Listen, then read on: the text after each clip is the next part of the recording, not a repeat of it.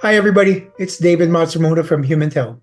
Today, I'd like to talk about the difference between primary and basic emotions. A lot of people don't distinguish between these two terms to categorize different types of emotions. And in fact, some scientists also did not distinguish between them. So for example, you might know of a very well-known emotion theory by a psychologist named Robert Plutchik. And Plutchik had a very well-known emotion wheel where he described emotions that he termed primary, but he also referred to them as basic. Ekman and other scientists, as you know, of course, talked about basic emotions and not necessarily primary emotions. But a lot of people, my point is, a lot of people interchange the two terms, and that interchanging occurs across scholars and different writers. And you can just look on the internet and see many different people who use those terms interchangeably. I prefer to use the term basic, referring to basic emotions, because the term basic refers to those emotions that can be considered elemental, right? That is, that they're the most rudimentary set of emotions that exists in humans. I also like the term basic emotions because if you consider them to include elemental or a rudimentary set of emotions, they allow one to consider how those elemental emotions can combine with other emotions or can combine with cognitions or contexts to produce other emotional experiences that we have in human life and that we label in language.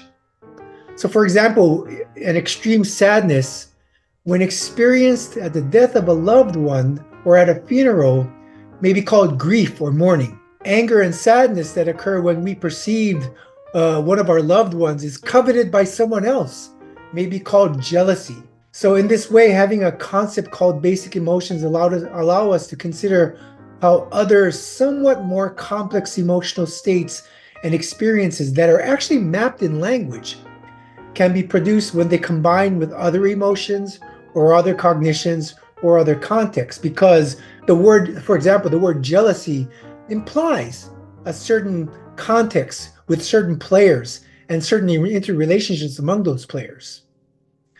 So going back to the original thought, I like the term basic emotions because they refer to a rudimentary set of or elemental set of emotions that allow us to think about how those emotions are used in combination with other emotions, cognitions, or contexts to map our emotional life in language. But of course, please note, remember that different scholars have different specific emotions in whatever list they consider basic, and we have a separate blog about that. Now, I prefer to use the term primary emotions to refer to sequence because the word primary to me has a sequential or temporal aspect to it.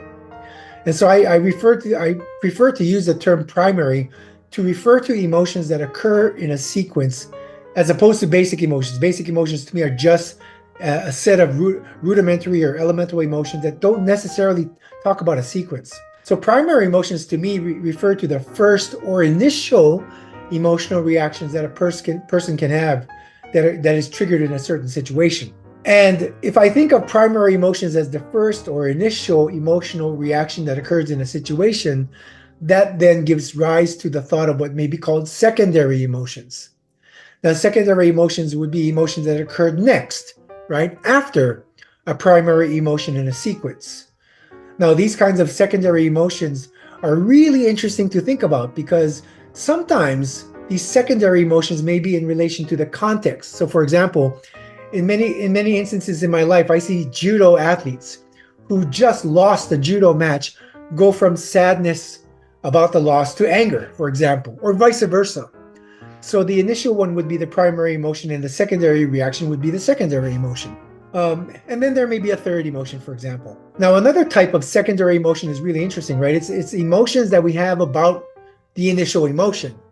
So, for example, you can have an initial emotional reaction, and then we have reactions about our reactions. So the reaction about our reaction is also a secondary emotion. So, for example, some people like the fact that they get afraid, right?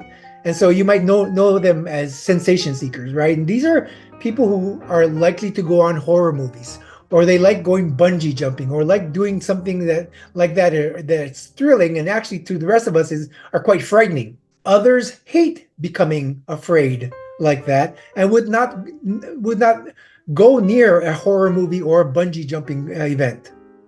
Some people are happy about being happy, right? So their secondary emotion toward to happiness is happiness, and they're really nice people to be around. Some other people still might like being angry, so they're probably not as nice to be around.